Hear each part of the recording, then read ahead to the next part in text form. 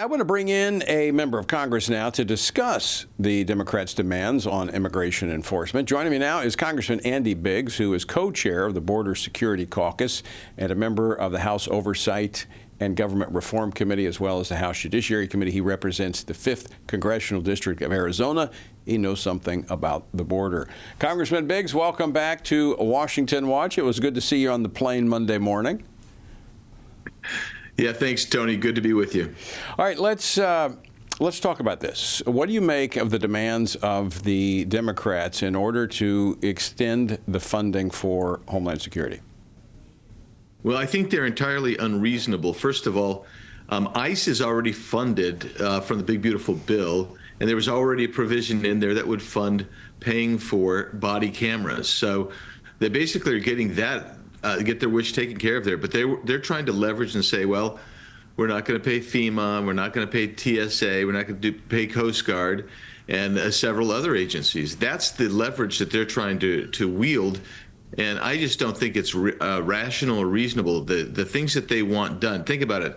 They're actually asking for sanctuary places where, in some of these instances, you've actually seen a violent criminal run into a church, and they're saying, well, we don't want ICE to go in there, and we want to be able to dox them better. We want to be able to attack them better. I think they're grossly unreasonable, and I think they're underestimating the resolve of President Trump and the Republicans in Congress, and quite frankly, the American people.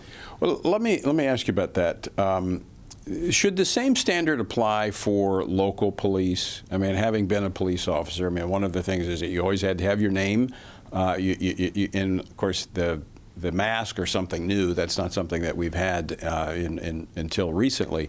So, I mean, is that a unreasonable demand?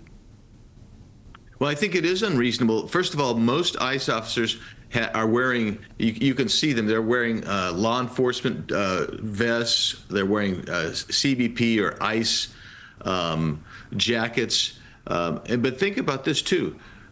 Sometimes they're going into undercover type situations. And they're basically saying, we want everybody to be designated and out in the open.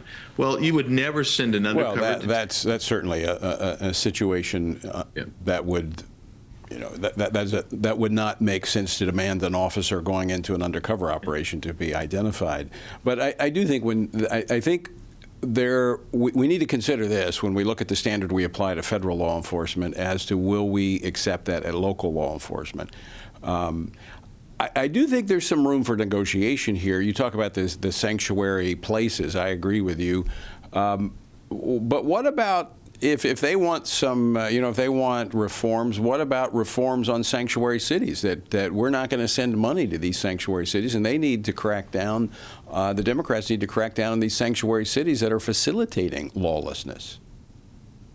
Well, I agree with that, Tony, 100%. I mean, and some of us have been advocating that for literally years. I know that I've advocated for that. But when you think about this too, literally there are well over 1,000 counties that are cooperating with ICE, and they're transferring these violent criminals in the jails or the detention facilities themselves by local law enforcement. And Tony, that's really ultimately the issue. You've got the sanctuary cities, and they're turning the violent criminals back on the street, and so the ICE has to go into the community and try to find them. If they would just do that at the jail, like I said, in over 1,000 jurisdictions that are doing that now, you don't have the same thing going on.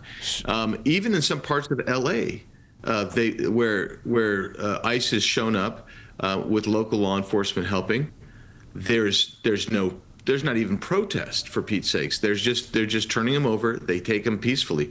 And the problem is when you have political leaders fomenting not just protesting, because protesting is legal, right, but actually interference and attacks of these law enforcement officers. So in those situations, Congressman Biggs, is there a way, I know there's a lot of federal funding goes to corrections at the state level. I mean, if they're going to turn these people loose, only making it difficult for ICE, and is there a way to connect the dollars? I think there is, and I think that's what we should do. I mean, some people have actually proposed, instead of sending the dollars through the political subdivision of the state or the state itself, actually send it right to the law enforcement office, provided that they're going to actually participate and turn over these illegal aliens. Can you do that legally? Can you do that through can the federal government do that, work directly with that Law Enforcement or Correction Institute? I think you can. There's some people who are going to challenge that, of course, and it's going to be the states and the jurisdictions themselves. But I believe you can actually give those grants out because they're going to go there anyway. That's where they're designed to end up. Well, I think that's a great idea. Reward those who are actually doing the work and not giving the money to those who are not doing the work. In fact, that are counterproductive in terms of immigration reform. I mean, the federal government does a lot with its money in terms of the carrot and stick. I think there's some creative ways there to work around this. So what do you anticipate? I mean, it looks like right now how Republicans and Democrats are a sea apart on this.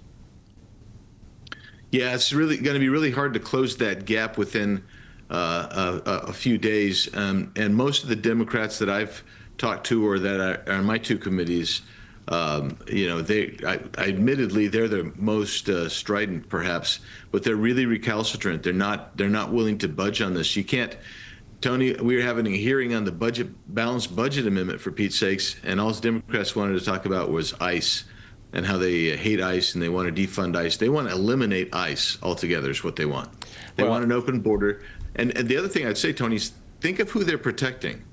I mean, you can go through and see every day a list of who ICE is arresting, right there, even in Minneapolis. We're talking about rapists, child molesters, murderers, just a parade of horrors, and they want to protect that. Well, it's very clear that the American people want the borders secure. This was an issue in the election. I think the polling continues to support. The American people want the immigration reform. Now, I think some of the events that have occurred in the last couple of weeks have been kind of a hiccup in this, and I do think there's some room for some reforms, discussions here, but not what the Democrats are asking for. I think that would just be, as you pointed out, it would just be eliminating the immigration enforcement. Yeah, and that's a real concern that I have. I mean, if you start looking at the open borders rhetoric that they've had from the left for years, and it's actually expanded, and those incidents in Minneapolis have actually supercharged their efforts to eliminate ICE and border control at all. Yeah, and that's a problem. That's a huge problem for us. Congressman Andy Biggs, always great to see you, my friend. Thanks so much for joining us today. My pleasure. We'll fly again together sometime, Tony. Yeah, I like your weather out there in Arizona. It's nice. It is nice.